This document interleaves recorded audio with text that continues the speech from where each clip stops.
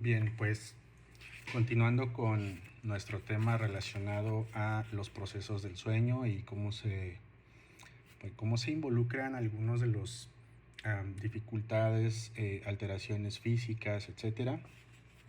Pues ya vimos que existen problemas respiratorios, existen algunas alteraciones cardiovasculares.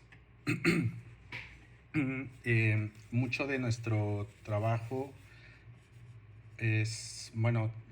más que de nuestro trabajo, muchas de nuestras acciones llegan a ser la causa de que se alteren nuestros sistemas. Por ejemplo, y regresando al tema de los trastornos respiratorios, poníamos de ejemplo un proceso de registro en el estudio poligráfico nocturno que observábamos que hay unas líneas que representan el inhalar y el exhalar. Estas líneas son 4 que se verían más o menos así, y cuando llegan a tener alguna alteración,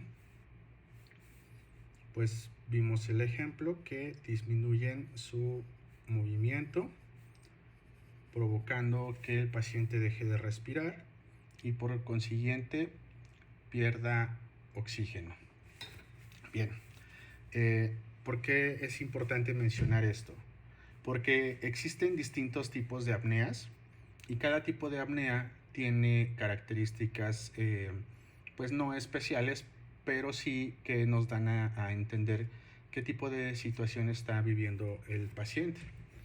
Por ejemplo, esto que les estoy mencionando, como este ejemplo, es lo que se conoce como hipoapnea. El comportamiento que está relacionado a esto mismo, volvamos a poner este ejemplo así,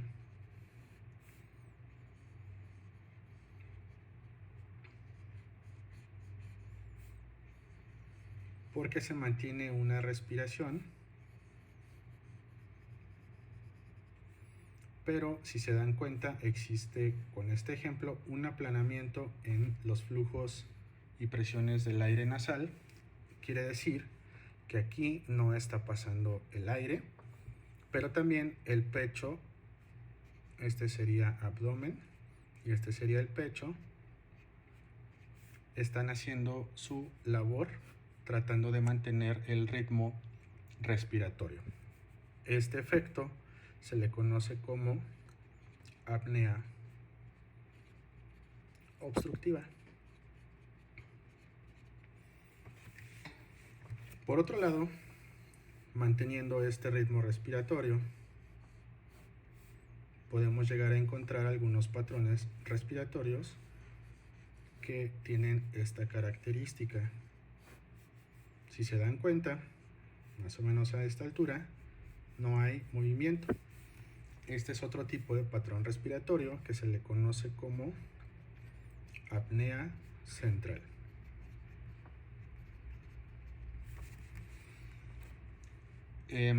Otra característica, y para llegar a la última descripción de las apneas o de los procesos respiratorios anormales pues más comunes, es otro patrón respiratorio que hace algo así.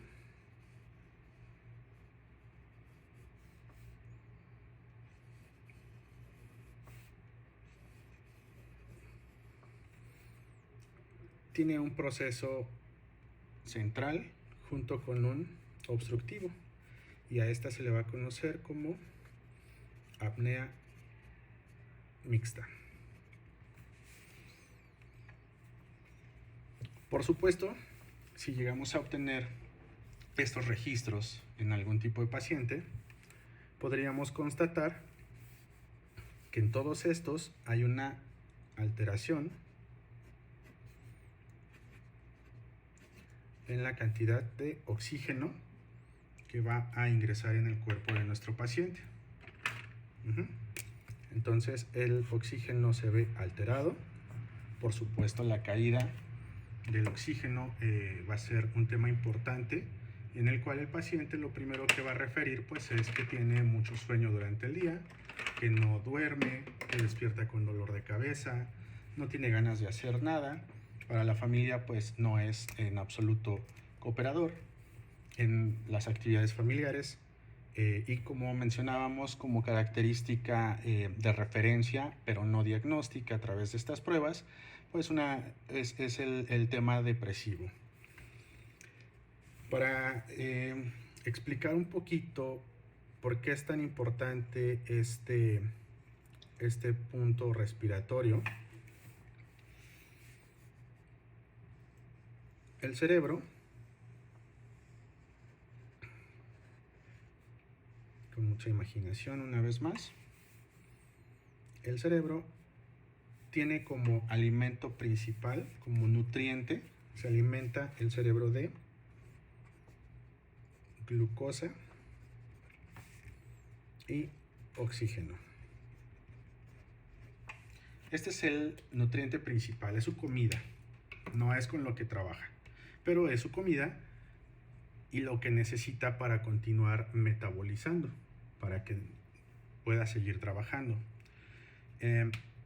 El cerebro básicamente es todo, es el ordenador, es el líder, es el patrón de nuestro cuerpo, por lo que independientemente de las circunstancias que se pudieran estar presentando, el cerebro no puede dejar de trabajar.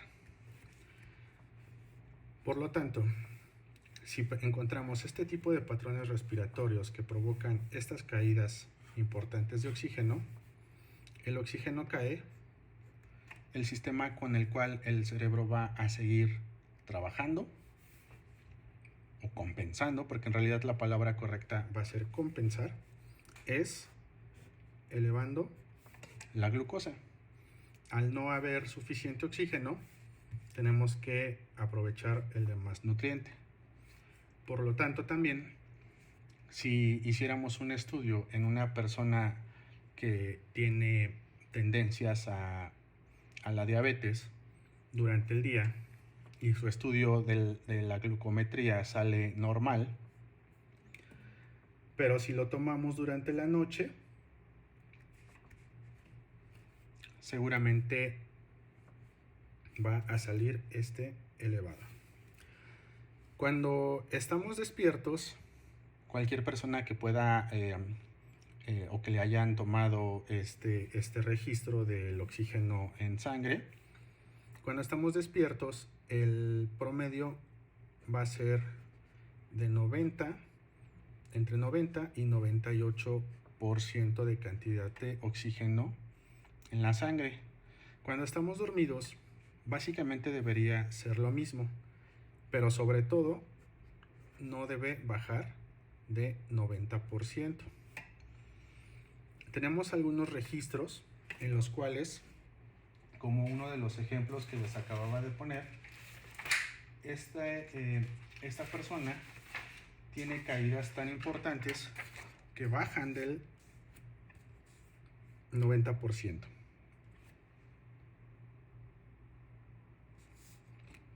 Aquí podemos ver que está en 90% y su dificultad respiratoria, acompañada de muchos ronquidos, llega a bajar su oxígeno a 85%. Pero además tiene una frecuencia constante en la que se presentan estas alteraciones y producen esta caída de oxigenación. En algunos casos un poquito más graves, esta manera de respirar va a producir un movimiento un poco drástico que se le conoce como microdespertar. El microdespertar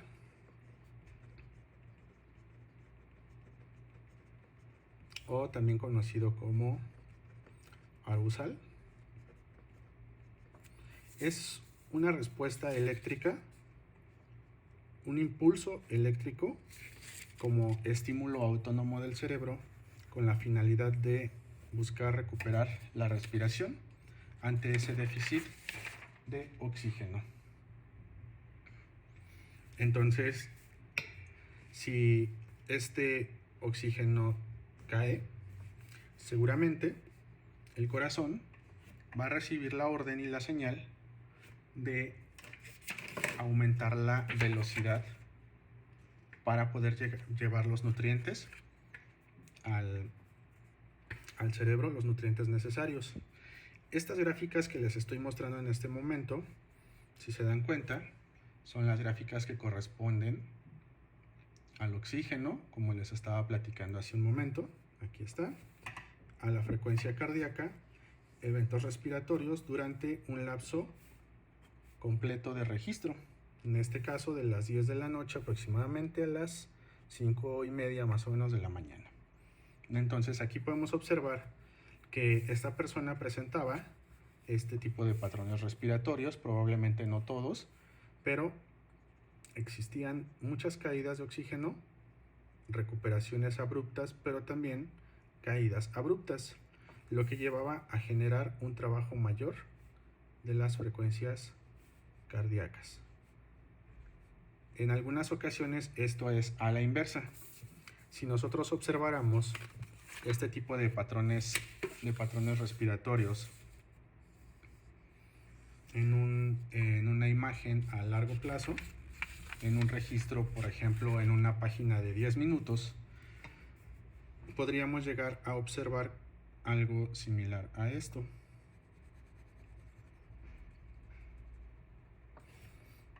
Una especie de uso, como de bolita, pero por supuesto este sería, por ejemplo, la escala de 10 minutos a una escala de 10 segundos.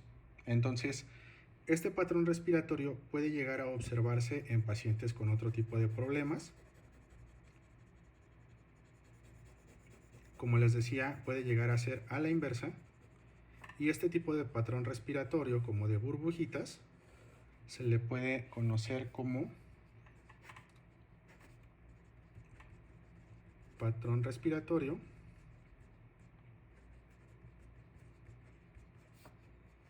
de chain. Vamos a corregir esto porque nos queda muy bien. Patrón respiratorio de Cheyne-Stokes. Y el 90%, 95% de los pacientes que tienen un patrón respiratorio de Cheyne-Stokes tienen la característica de que la afección puede llegar a ser cardíaca. Ahora, ¿qué pasa con los horarios de sueño aunado a lo que acabamos de platicar del tema respiratorio? Cada una de las etapas de sueño tienen una función, sobre todo a nivel hormonal. Durante la fase o etapa o estadio 1 de sueño, podemos llegar a encontrar en patrones eléctricos cerebrales una disminución de las frecuencias, generalmente a ritmos teta, que pueden también llamarse somnolencia. Es la etapa más superficial de sueño. Incluso llega a observarse en algunas personas, en adultos y niños, que hay como brincos, como espasmos, pero estos espasmos pueden llegar a ser completamente normales y característicos a etapa 1 de sueño. En el estado 2 de sueño vamos a tener las características eléctricas cerebrales de ondas agudas del vértex o vértice, dependiendo de las bibliografías, para que se puedan dar una idea de por qué se hace mención de todo esto. El vértex o el vértice es la parte central que divide al cerebro en ambos hemisferios. Aquí tenemos esta línea que está aquí, corresponde al vértice. Y como les explicaba hace un momento, corresponde a patrones eléctricos, por lo que en un registro de sueño podemos observar que estas ondas van a presentarse en donde se colocan los electrodos, como son FZ, CZ y PZ, que corresponden a la zona frontal central, central, parietal central. Entonces tenemos que son ondas agudas del vértex. Otros elementos que se llaman usos de sueño. Y en todas las personas con un registro sano, pero prominentemente más en niños, vamos a encontrar algo que se les llaman complejos K, que corresponden a hormonas de crecimiento. Posteriormente tenemos el estadio N3, que por supuesto va a presentar las características del estadio N2. Sin embargo, van a estar presentes estas características en más del 70% de cada época, y además se van a entremezclar con ondas lentas, por supuesto, del sueño, y además también un incremento sustancial de los complejos K. Bien, para el sueño REM o movimientos oculares rápidos, durante el sueño REM va a haber un cambio total de la actividad eléctrica cerebral, en la cual va a parecer como si estuviéramos despiertos. De hecho, la característica va a ser más parecida un poquito al estadio N1. Va a haber un aplanamiento de la actividad general, es decir, estas ondas generalmente son de muy alta amplitud y muy alto voltaje. Entonces hay un aplanamiento respecto al voltaje o intensidad. Por supuesto, vamos a encontrar movimientos oculares rápidos,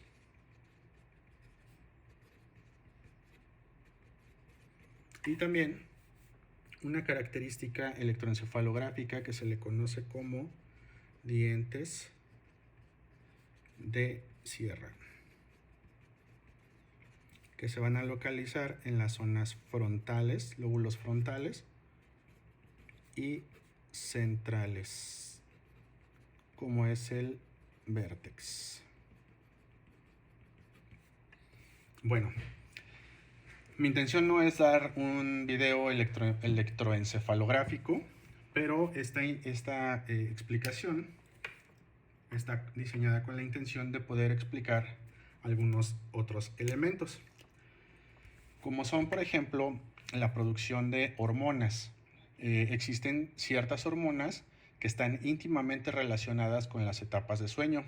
Por ejemplo, los complejos K o las hormonas de crecimiento van a empezar su segregación más importante durante el estadio N2, pero con un incremento sustancial durante el estadio 3. El cortisol va a producirse, como lo mencionábamos hace un rato. El cortisol va a estar presente principalmente en las primeras horas de la mañana.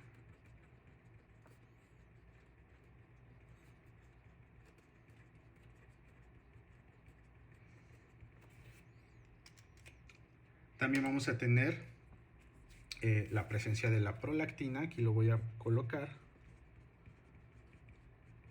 porque la prolactina se produce durante toda la noche. Se segrega y se aprovecha durante toda la noche. Junto con el cortisol, durante las primeras horas de la mañana, vamos a tener un incremento importante de testosterona.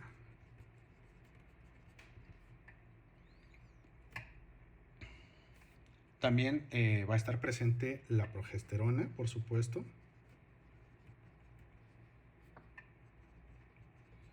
Y a pesar de que la progesterona y la testosterona son hormonas que son consideradas dentro de biológicamente hormonas sexuales, la progesterona tiene una incidencia importante en la modulación de la calidad de sueño, del apetito, el aprendizaje, entre otras cosas.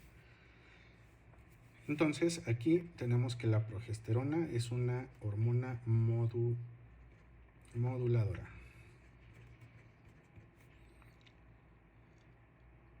Y también tenemos la presencia de la hormona tiroidea. La hormona tiroidea. Y su principal momento de secreción es durante la noche. No hay todavía un conocimiento exacto de cuál es el tiempo de la secreción de la hormona tiroidea, pero se sabe que su máxima secreción es durante la noche. Pero, por supuesto, que este tipo de actividad hormonal está relacionada con nuestra actividad eléctrica cerebral, pero ¿cómo sabría el cerebro en qué momento producir cada una de estas hormonas? Y es entonces cuando vamos a regresar a nuestro primer ejemplo que platicábamos al principio de los videos. El cerebro tiene una conexión a través de los ojos, suponiendo así un poquito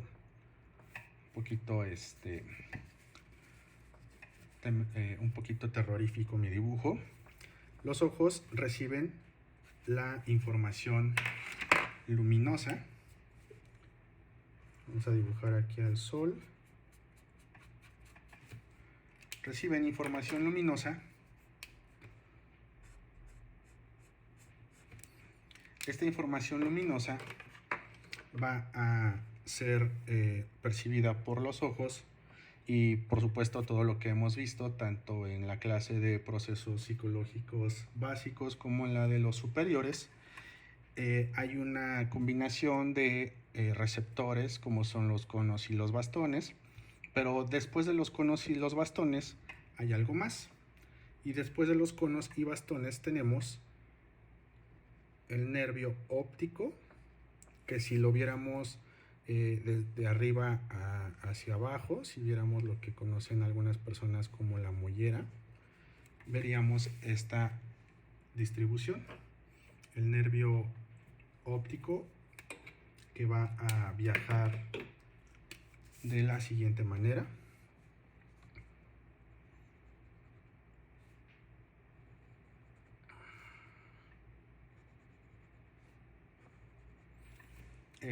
Esta distribución, si gustan, se las puedo explicar en una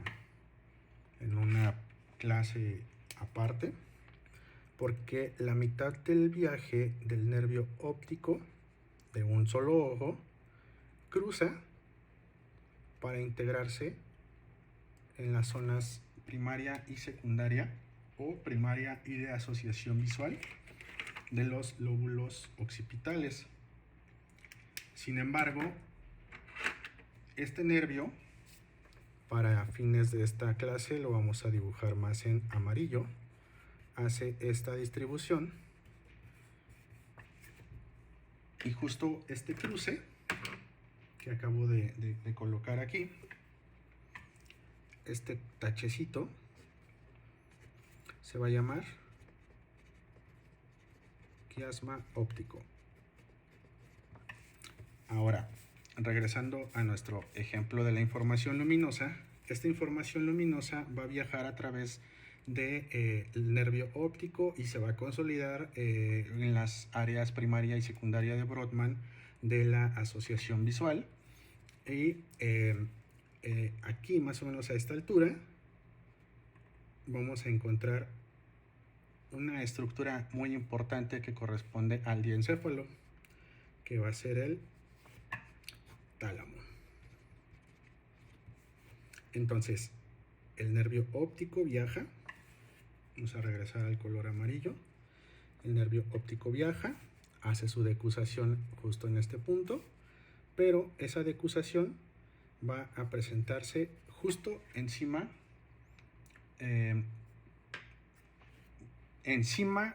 no superficial, sino encima, como encimado del tálamo. Y justo en esta zona del tálamo, arribita del tálamo, vamos a dibujarlo con verde, se encuentra una estructura muy pequeña, que por su nombre, ustedes con esta explicación lo podrán determinar. Se llama núcleo supraquiasmático.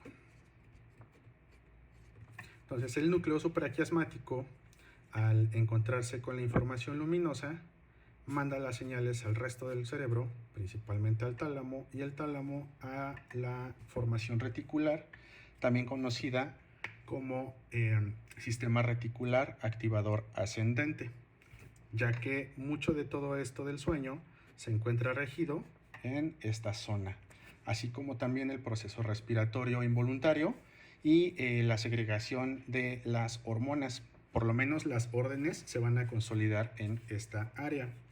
Lo mismo sucede cuando cae la noche. Vamos a dibujar nuestra luna. También llega esta información luminosa.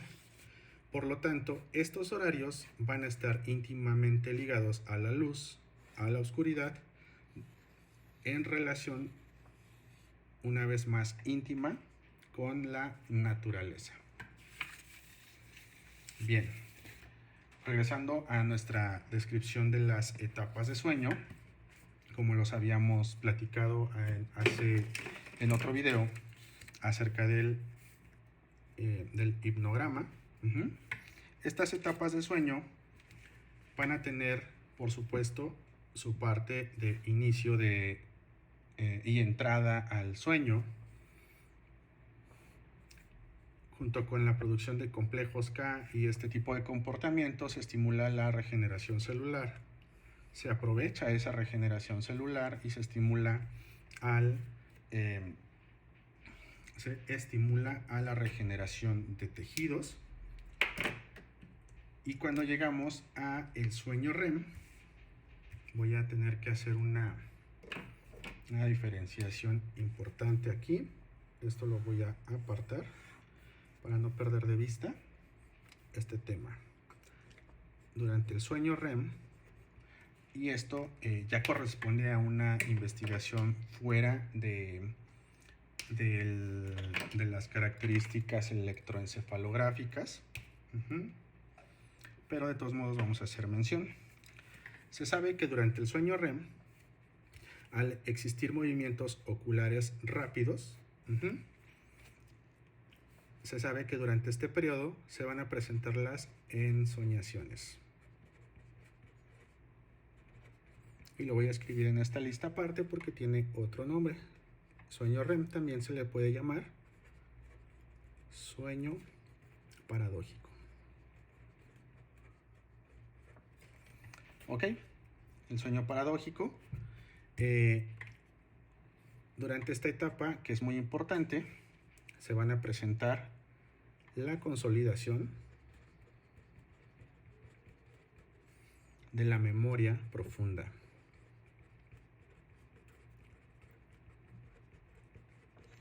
Y también vamos a tener que hay un trabajo cerebral, un trabajo, por supuesto, con las características antes mencionadas, pero también con la consolidación de la memoria y el sueño paradójico.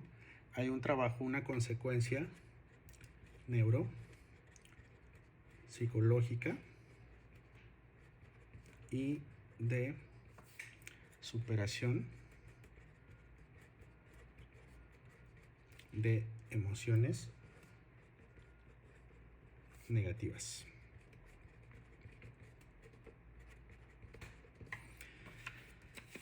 Esto es muy importante, sobre todo en el tema de la evaluación de pacientes con alguna característica emocional negativa, depresión, ansiedad, impulsividad, etcétera.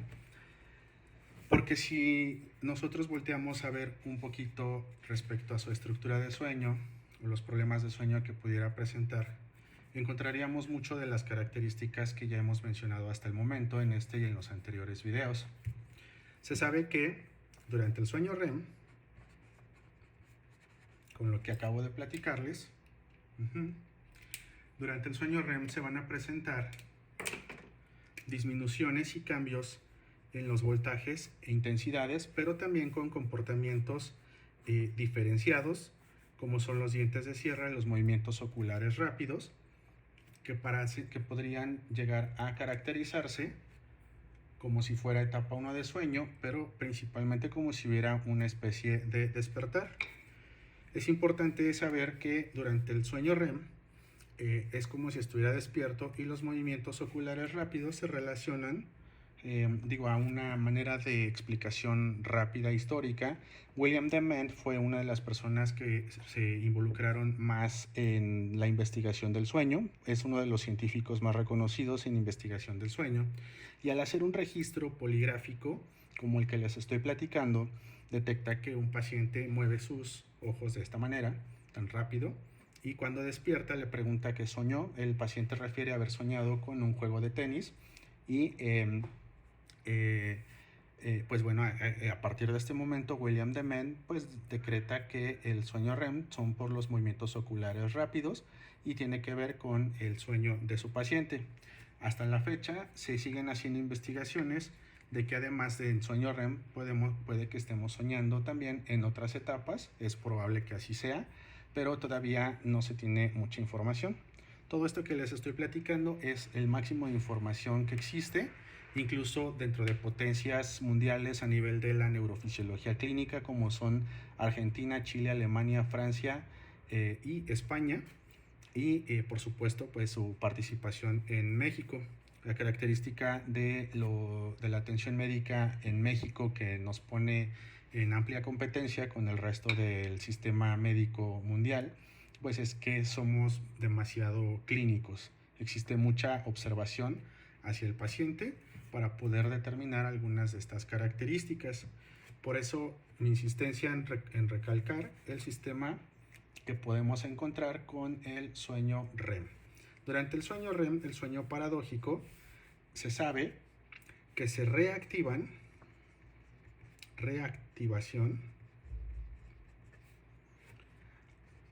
de las áreas cerebrales que estuvieron activas durante el día.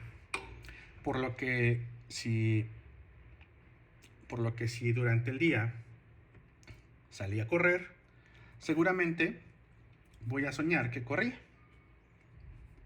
pero también seguramente no lo voy a recordar debido a la presencia en los distintos horarios del sueño REM en momentos profundos de la noche que no se acercan al despertar. Esa sería la explicación correcta de por qué no recordamos muchos de los sueños. Pero entonces, ¿por qué es la reactivación de estas áreas cuando estamos durmiendo? Bueno, pues muy sencillo, porque durante el sueño REM necesitamos consolidar el aprendizaje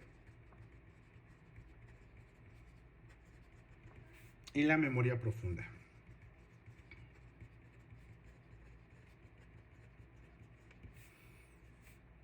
Me estoy deteniendo un poquito más en sueño REM, principalmente porque es el sueño paradójico y tiene muchos vértices misteriosos todavía. Ahora, ¿por qué tendría que haber una superación de emociones negativas?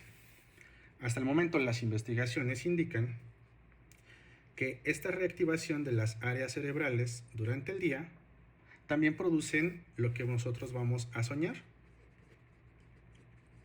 ¿Y cómo representa lo que vamos a soñar? Si por alguna situación yo tengo que cruzar la calle y al cruzar la calle están a punto de atropellarme, el cerebro durante el sueño va a exagerar el escenario, por lo que puede que sueñe que en realidad me atropellaron e incluso agonizo.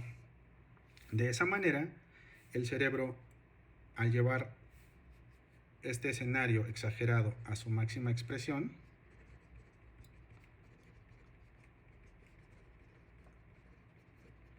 nos está llevando a un punto en el cual esto ya lo vivimos. Y como ya lo vivimos, ya lo experimentamos. Y si ya lo experimentamos, ya no tengo miedo. Ya no tengo miedo porque ya lo conozco. Como ya lo conozco, ya no tengo miedo de cruzar la calle. Sin embargo, al respecto también hubo un importante aprendizaje, que fue mirar a ambos lados antes de cruzar.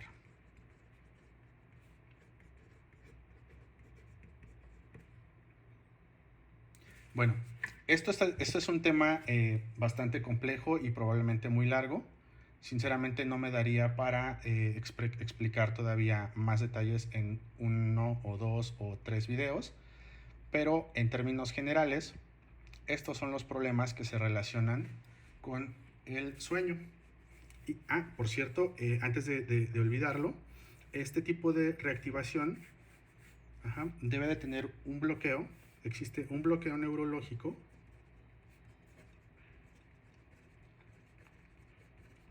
que impide que esta reactivación envíe señales al sistema nervioso periférico. La patología que puede llegar a estar relacionada con la ausencia de este bloqueo,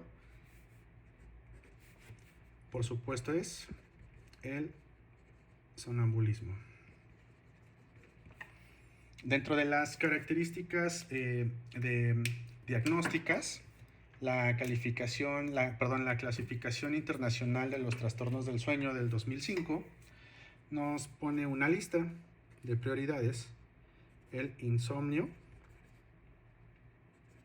que me gustaría mucho, como una opinión propia y también de experiencia, dejarles esto, es que el insomnio y la ansiedad son la consecuencia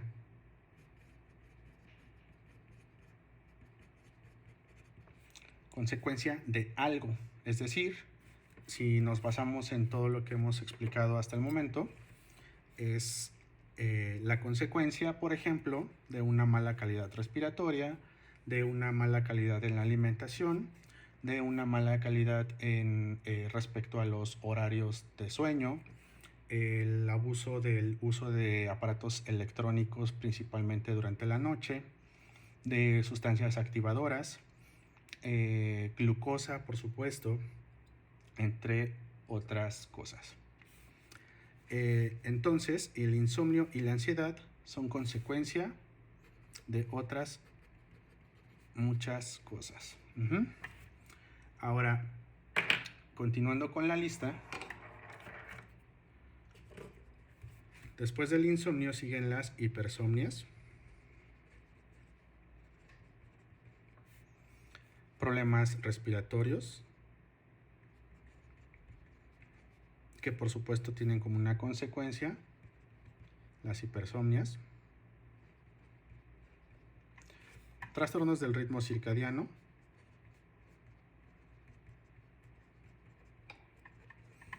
por supuesto las personas que trabajan durante la noche o que prefieren dormir de día y no de noche, entre otras cosas. Parasomnias, las parasomnias son alteraciones sobre todo del comportamiento. Parasomnias son trastornos de comportamiento durante el sueño. Algunos síntomas aislados.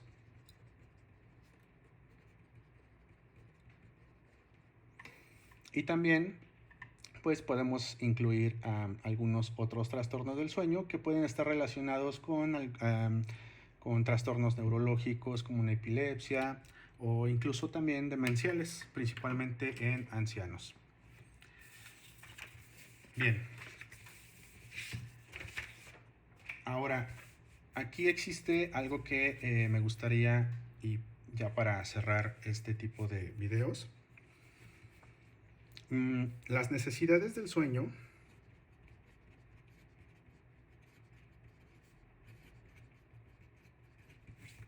las necesidades del sueño no se refieren en temas de cantidades, es decir, sí es cierto, hay que procurar dormir nuestras 8 horas, pero más que cantidad, hablamos de calidad.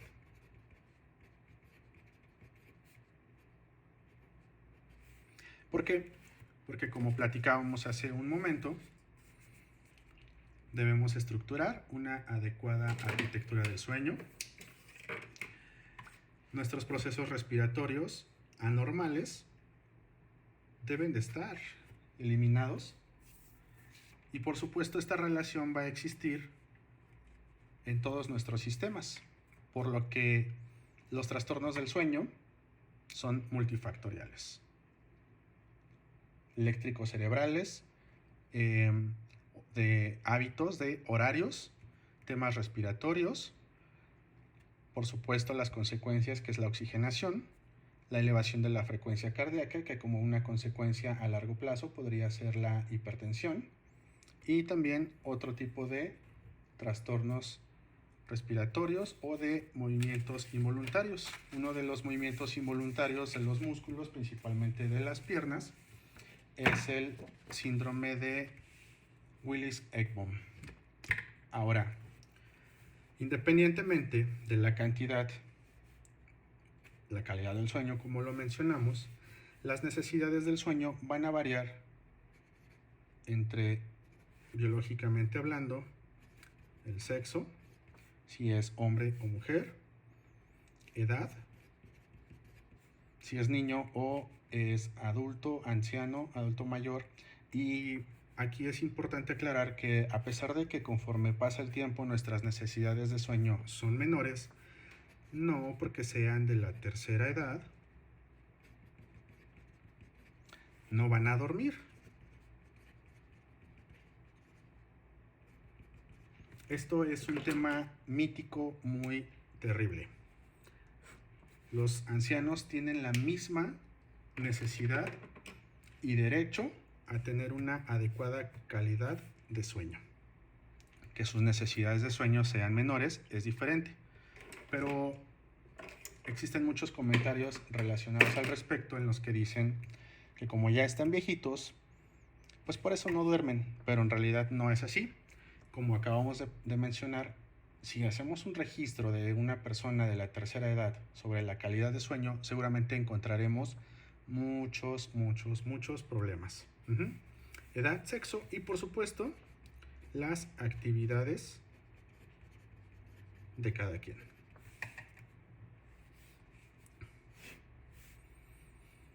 Bueno, ahora bien, como ya mencioné algunos de estos ejemplos y voy a hacer a manera de conclusión,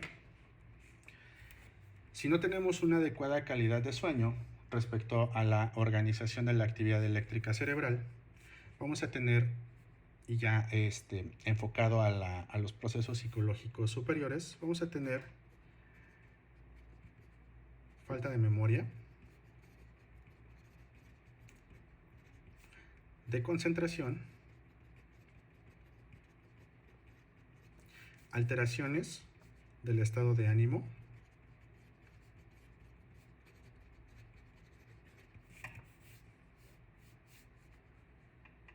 adinamia. Con la elevada de la presión, uno de los principales sistemas que se ven alterados, derivado de las fallas respiratorias, va a ser la capacidad auditiva,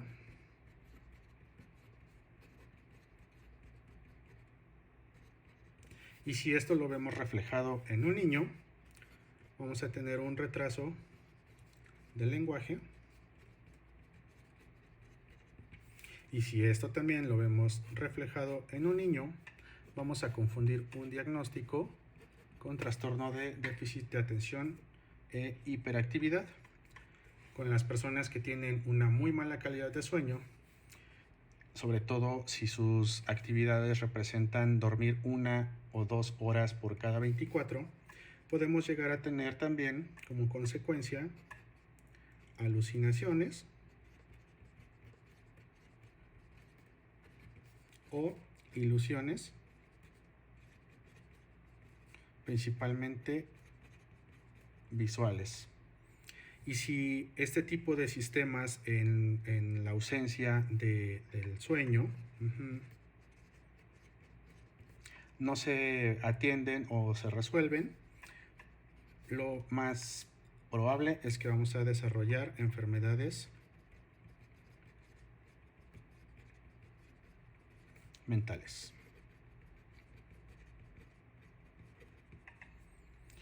Y bueno, pues espero que hasta el momento les haya gustado toda esta información. Si fue así, regálenme sus comentarios. Y si tienen dudas, pues por favor, háganme favor de hacerme llegar sus dudas para que podamos platicar. Y si algo de estos temas les gustaría que los desarrollara con más detalle, también por favor háganme sus comentarios y con todo gusto vamos a ahondar en cada una de sus dudas.